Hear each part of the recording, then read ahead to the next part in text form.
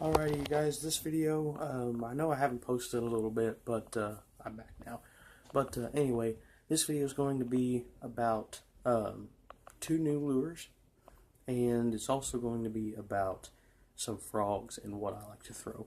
So, really quickly, I got out the mold and the melter thing that I use for the plastic, and I made the first worm out of other pieces of worm. Now this here was a bunch of pieces of brown worm that was already melted inside of the melter.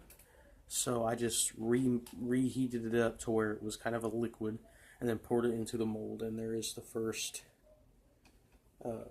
worm, and you guys can tell that it has got like a paddle tail on it, kind of a flat paddle tail.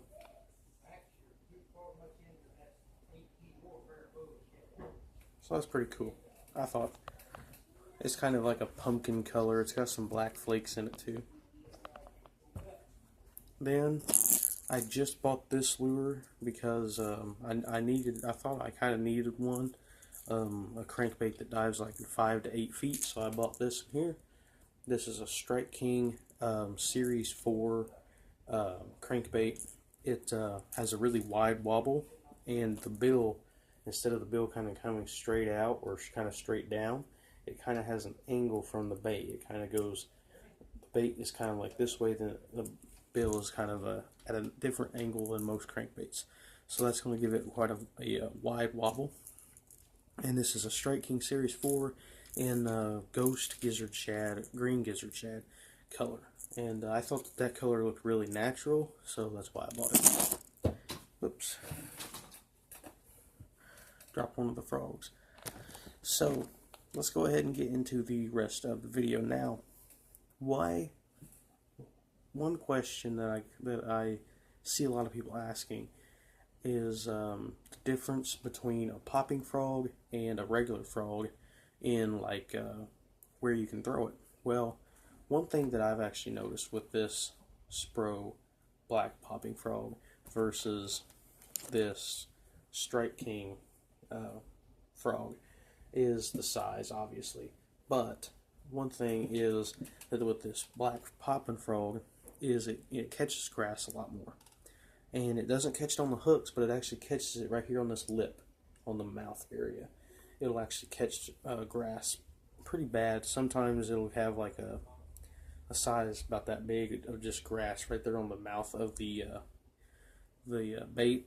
And this one here, a normal frog, it won't have that because it's not got that popper mouth on it. So one other thing is that where I would throw a popping frog. Now I own I own 4 popping frogs. I own this Strike King Poppin' Perch. I own the black SPRO, the white Academy brand. Then I own this old Matsuo Frog. Now this here is the first frog I ever bought, and it has probably caught more fish than any other bait on this table. Maybe not the SPRO.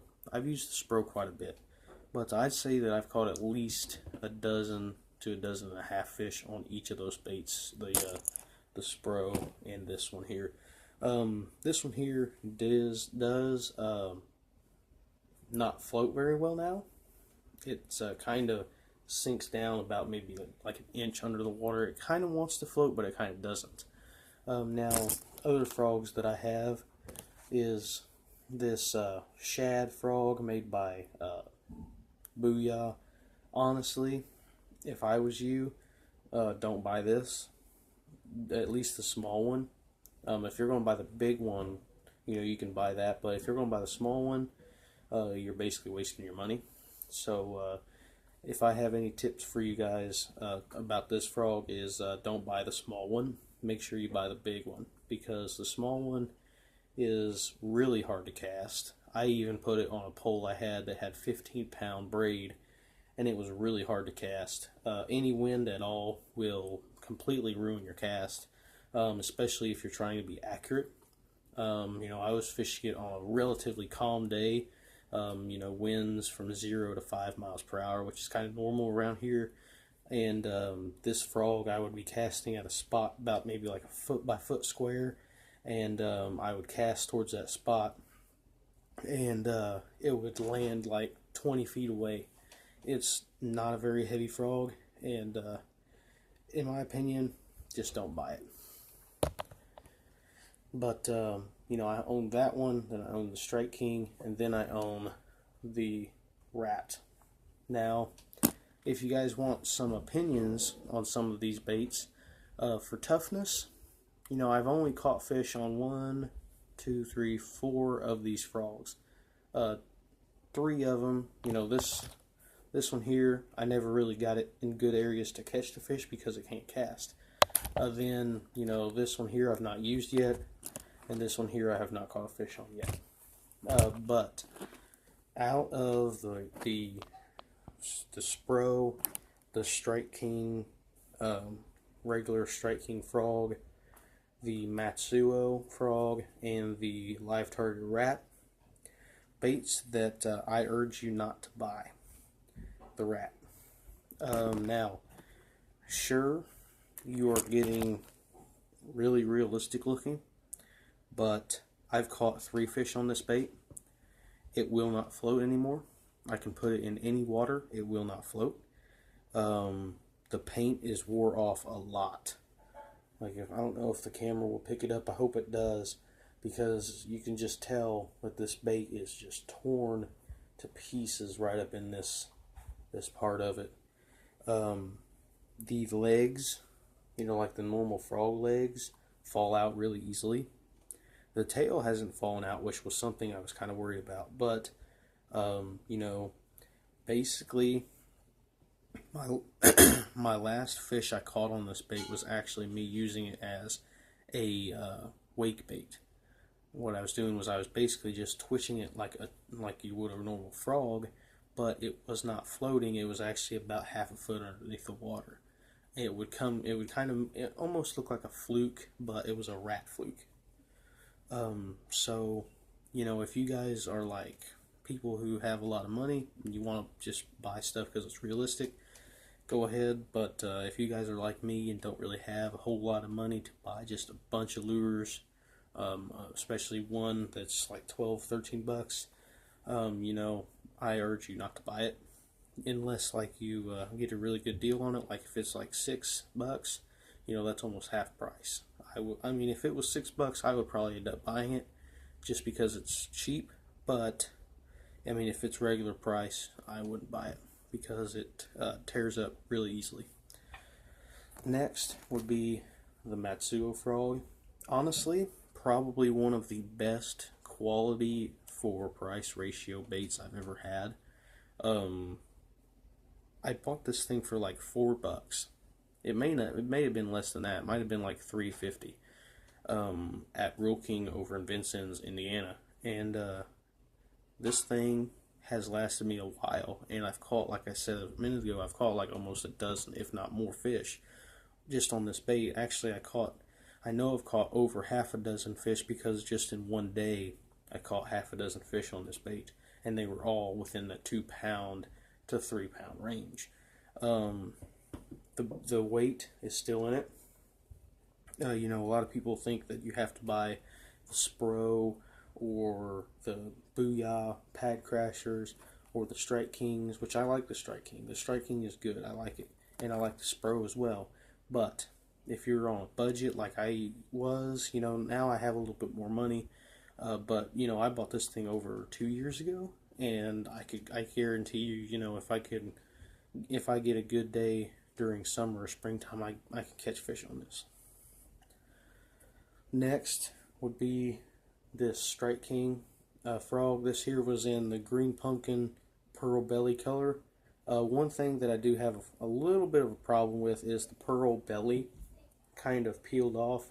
But really, if you want my 100% honest opinion, I think that was a good thing, and I think that as the pearl belly falls off, I will actually catch more fish with it, because I think that pearl belly was kind of messing up the fish. They weren't they didn't really like it, because once the pearl belly kind of came off right there, I caught more fish with it.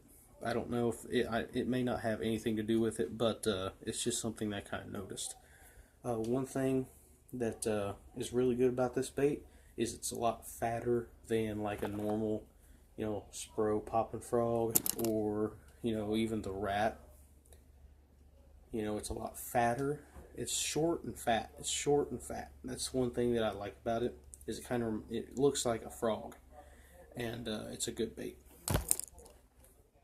Then, you got the SPRO frog. It's pretty much a staple in a lot of frog fishermen's tackle boxes. This here's the small one. This here's the 65, I think it is.